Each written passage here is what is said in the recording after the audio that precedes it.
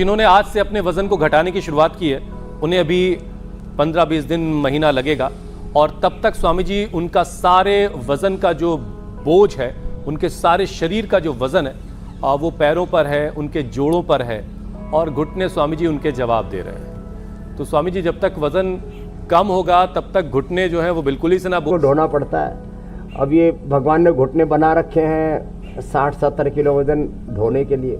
अब ढोने लगता है व्यक्ति इसमें 100 150 किलो वजन, तो घुटने कहेंगे भाई मेरे ऊपर क्यों अत्याचार कर, घुटनों से धुआं निकलने लगता है। अपने साथ कितनी क्रूरता, कितना जुल्म, कितनी जाति, कितनी नाइंसाफी, इनजस्टिस करते हैं।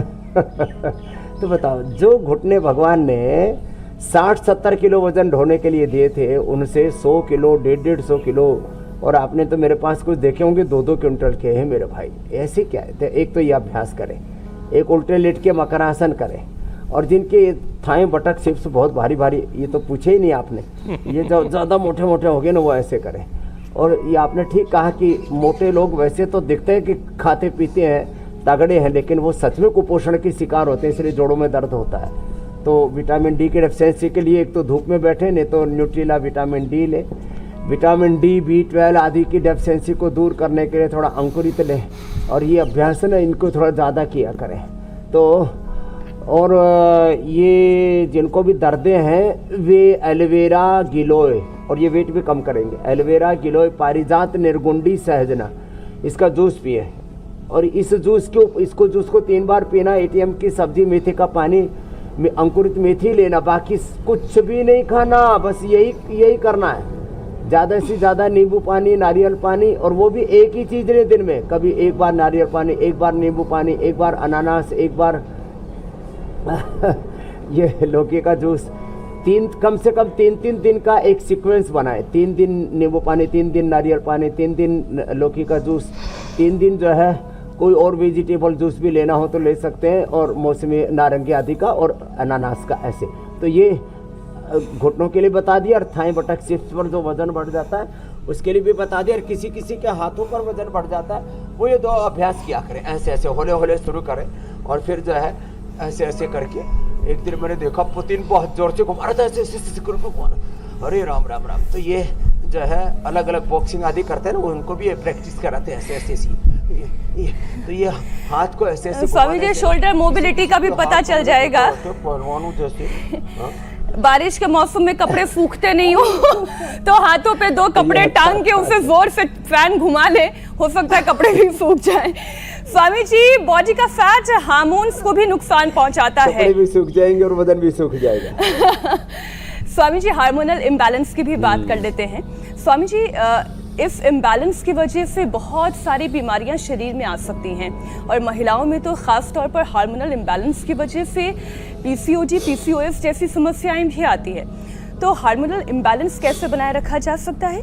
इसके लिए कौन कौन से योगाभ्यास करने चाहिए? हार्मोनल इम्बैलेंस को दूर करने के लिए शीर्षासन तो करना जो है ये हमारा सुरेश की तरह, और सर्वांगासन करना अनीता। हाँ, शीर्षासन और सर्वांगासन। और PCOD के लिए ये बहुत ज़बरदस्त है कपालभाति। तो हार्मोनल इम्बैलेंस शीर्षासन से दूर होगा, सर्वांगासन से दूर होगा, और कपालभाति से PCOD की। खाली पेट सिस्टोग्रिट खाने के बाद काचनार वृद्धि बाधिका और गोधन अर्क तो ज़बरदस्त है। ये तो सभी प्रकार के गांठों के लिए, मोटापा के लिए, कॉन्स्टिपेशन के लिए, कैंसर के लिए, पूरे शरीर में जितने भी विजातीय तत्व बढ़ जाते हैं, पूरा शरीर में उपद्रव हो जाता है, उसके लिए बताओ कितने छोटे छोटे उपाय हैं। और PCOD होने से तो फिर माताओं बहनों को हार्मोनल इम्बैलेंस, पीरियड की दिक्कत, फिर इनफर्टिलिटी और चेहरे पर दाढ़ी मूंछ तक आ जाते हैं। इन सब समस्याओं से बचा जा सकता है, बस वक्त रहते हुए योग अपना लें। 7:56 पर इंडिया TV के सामने बैठ जाएं।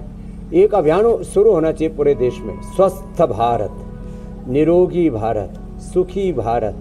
जो स्वस्थ होगा वो सुखी भी होगा, वो प्रसन्न भी होगा। स्वस्थ, संपन्न और प्रसन्न भारत के लिए सुबह इंडिया TV देखें और हमारे साथ साथ योग करें।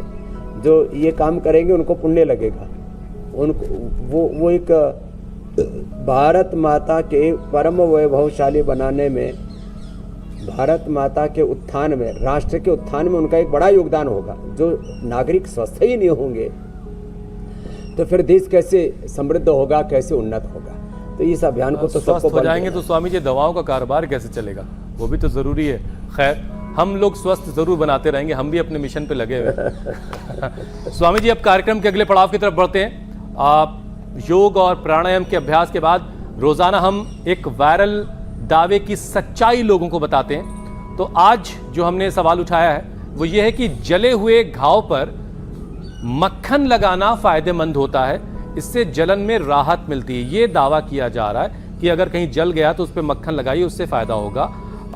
अब आप बताइए स्वामी जी, ये दावा कितना सही है या गलत है?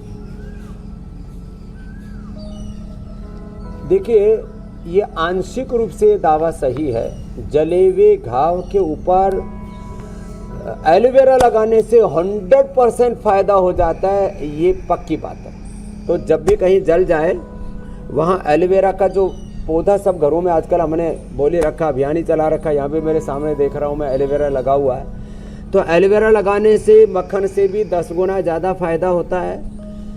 और जहाँ पर भी जल जाए, कुछ भी हो जाए, वहाँ पर हनी लगाने से फ़ायदा होता है। जलने पर एक गलत फहमी थी, एक गलत पहली बात, और वो भी मेडिकल साइंस की ओर से प्रचारित कर रहे थे कि पानी नहीं लगाना चाहिए। अब तो कहते हैं जलते ही तुरंत पानी में हाथ डाल देना चाहिए। तो ये बात एकदम सही है कि जलते ही तुरंत पानी में हाथ डाल दें, उसके बाद एलोवेरा लगा लें। और घाव को सबसे ज़्यादा भरता है हनी, और उसके बाद तो बहुत सारी चीज़ें हैं। हल्दी, मक्खन नुकसान तो नहीं करता स्वामी जी? मक्खन के अंदर हल्दी डाल करके और उसका फोया लगा करके फिर लगा देंगे तो जल्दी घाव भर जाएगा हल्दी के साथ। जी, चलिए, कुल मिलाकर के ये जो दावा किया जा रहा था कि मक्खन लगाने से जलन कम होती है, वो दावा गलत है। एलोवेरा का इस्तेमाल करें, सबसे पहले तो पानी का इस्तेमाल करें। तो रोजाना हम फैक्ट चेक के जरिए जो दावे किए जाते हैं उसका सच भी दर्शकों तक पहुंचाते हैं।